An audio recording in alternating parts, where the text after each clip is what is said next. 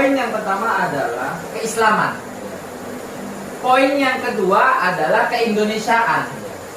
Dua hal ini adalah jantung ataupun yang wajib dibawa oleh kader himpunan mahasiswa Islam. Seperti Satu bang, pertanyaannya. Misal ya, kalau ada kader HMI yang mau ikut, calon kader lah, yang mau ikut HMI, kemudian dia itu tidak berhijab, boleh apa tidak? kalau masalah boleh dan tidak adalah terkait kita sebagai kaum neo-modernis itu sebenarnya.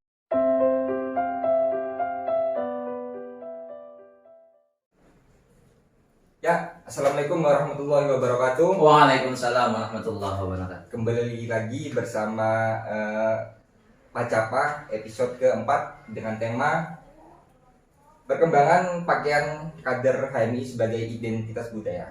Bersama saya di samping saya Kanda Jamil, Bang Jamil sehat Bang? Oh sehat, alhamdulillah. Ya.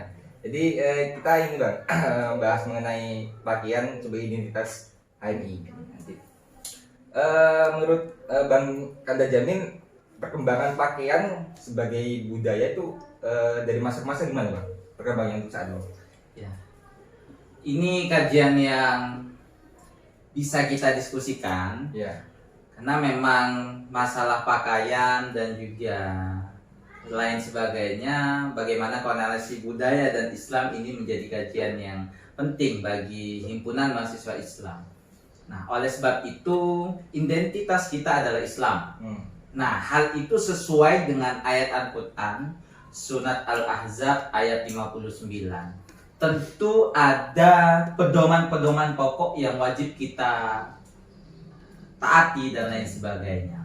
Oleh sebab itu ada beberapa klasifikasi dalam menanggapi fenomena ini. Yang pertama adalah yaitu kaum tradisionalis. Nah, melihat bahwa cara berpakaian ini memiliki sudut pandang yang sangat unik seperti itu. Nah, mengapa demikian? Karena memang perpaduan antara budaya lokal dan juga budaya khususnya yang ada di Islam sendiri, pedoman terhadap Al-Quran dan hadis ini dikolaborasikan. Nah, oleh sebab itu banyak yang memberikan interpretasi bahwa kaum tradisionalis ini memandang bahwa cara berpakaiannya itu ada beberapa konteks yang wajib kita ketahui seperti itu. Nah, memang dalam cara berpakaian kaum tradisionalis ini sangat identik ya dan unik seperti itu. Pertama yang bisa kita identifikasi adalah bahwa ini adalah bagaimana Islam dan budaya ini melakukan proses yang namanya sinkretisme seperti itu, perpaduan budaya dan juga Islam itu sendiri. Banyak seperti tradisi-tradisi dan lain sebagainya.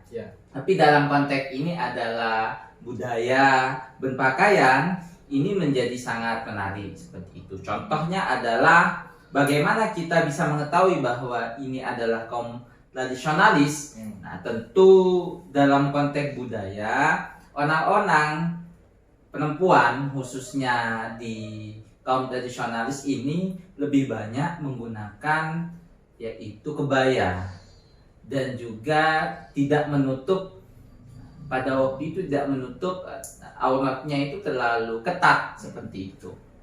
Berbeda dengan kaum modernis yang ingin menghitohkan atau mendobrak dari budaya-budaya seperti itu. Tentu pedomannya tetap sama, yaitu adalah pedoman Al-Quran dan hadis. Saya potong Bang ya. Terus berarti ada identitas kader ini untuk berpakaian. Salah satu contohnya mungkin. Nah, ini saya belum selesai menjelaskan bahwa ada empat golongan. Yang pertama adalah kaum modernis, pertama adalah kaum tradisional, yang kedua modernis, yang ketiga fundamentalis, dan yang keempat adalah neomodernis. Nah, maksudnya seperti apa? Ini butuh penjabaran yang lebih panjang Ya. seperti itu. Yang pertama terkait kaum tradisionalis, ini ada kelompok-kelompok seperti Nahdlatul Ulama dan Naksabandiyah seperti itu, yang lebih identik kepada cara berpakaian kaum tradisionalis Ya. seperti itu. Yang kedua terkait kaum modernis, cara berpakaian teman-teman Muhammadiyah dan Pensis, biasanya Persatuan Islam seperti itu, yang lebih ketat, menutupi aurat dan lain sebagainya. Yang ketiga adalah kaum fundamentalis. Nah, kaum fundamentalis ini sangat skeptis terhadap perkembangan fashion yang ada di dunia, bahkan di Indonesia. Jadi lebih melihat bahwa perkembangan Islam itu yang dicontohkan oleh Nabi Muhammad SAW seperti itu, seperti ketat, harus pakai cadar dan lain sebagainya. Dan yang keempat ini adalah golongan neo modernis. Nah, ini yang menggagas banyak sekali, seperti tanda kita Cak Nun Holis Majid, dan juga ada presiden kita juga Abdul Rahman Wahid. Nah, di sana contoh kaum neo modernis ini adalah seperti himpunan mahasiswa Islam. Nah, dalam cara berpakaian mahasiswa, khususnya di himpunan mahasiswa Islam, karena berbedanya background, ini mempengaruhi cara berpakaian kita. Seperti itu. Berarti kalau dicari secara umum memang teman-teman kader HMI ini cara berpakaian memang universal, Bang. Iya. Sesuai karakter yang dibawa masing-masing. Terus ini ada lagi, Bang, mengenai, kan kita tahu ya cadar ya sebagai, kalau apa namanya, cadar itu kan dikaitkan sebagai identitas ya untuk agama ya. Itu untuk HMI sendiri apa terbuka untuk teman-teman yang tidak yang memakai cadar? Iya. Sebenarnya cadar itu bukan identitas dari Islam, tetapi budaya dari orang-orang anak yang menggunakan cara berpakaian seperti itu. Berarti budaya ya? Budaya.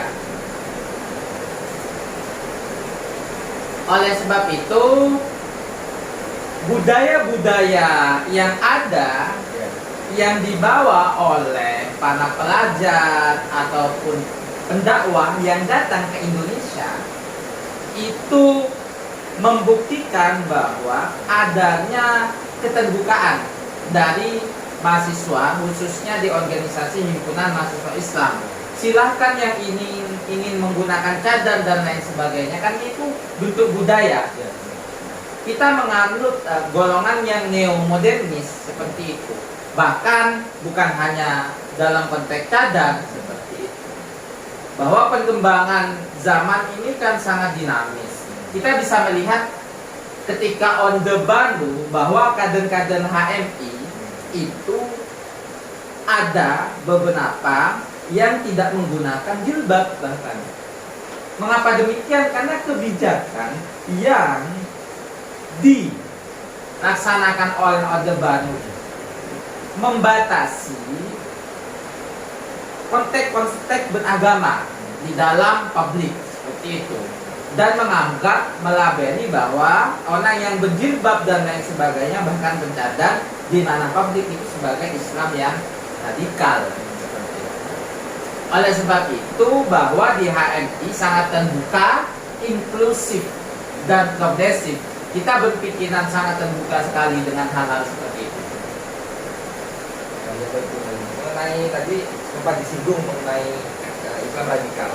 Sebenarnya kan teman-teman di luar banyak yang bilang bahwasanya ada isu-isu seperti kalau di HMI itu banyak golongan-golongan yang masuk.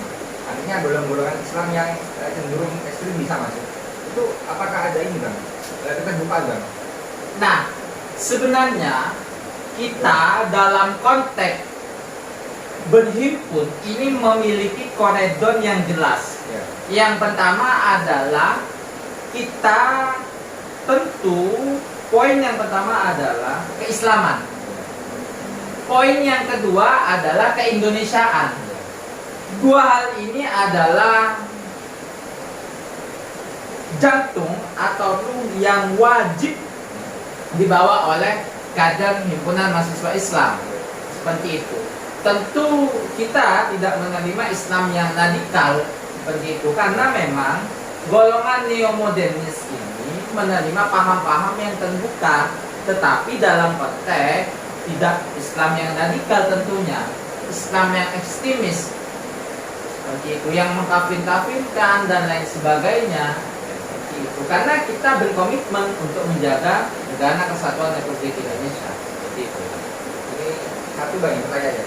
Misal ya, kalau ada kader HMI yang mau ikut, calon kader lah, yang mau ikut HMI, kemudian dia itu tidak berhijab, gimana tanggapan umum? Nah, oleh sebab itu ini menjadi, Apakah boleh apa tidak? kalau masalah boleh dan tidak, Ya. ini menjadi suatu perdebatan. Karena ada, pertama adalah terkait kita sebagai kaum neomodernis itu sebenarnya menerima hal-hal seperti itu. Tergantung setiap sudut pandang dan keyakinan masing-masing seperti itu. Karena memang ada beberapa kader ketika kita mengklasifikasi di organisasi-organisasi Islam itu ya ketika kuliah saja berjilbab dan lain sebagainya. Kalau menurut saya tidak menjadi masalah. Itu poin yang pertama. Poin yang kedua, bahwa jilbab ini kan sebagai fashion seperti itu. Dan ini terletak kepada hatinya masing-masing seperti itu. Kita nanti ketika sudah mengkader dan lain sebagainya, kita bimbing, berikan pemahaman yang terbaik seperti itu. Karena memang esensi kita itu adalah mengajak kepada kebaikan tentunya seperti itu. Silakan teman-teman yang ingin bergabung, yang masih belum berhijab dan lain sebagainya, itu tidak menjadi permasalahan. Banyak bukti sejarah bahwa kader-kader khususnya HMI Wati itu yang tidak menggunakan Ya berarti pada dasarnya nanti ada bimbingannya untuk teman-teman yang berhijab. Ya mungkin sekian dan Pak Capal untuk episode 4 ini. Siap, Terima siap. kasih untuk Kanda Jamil untuk informasinya sebagai pembelajaran. Oke. Terima kasih ya, jaga kesehatan. Ya bang.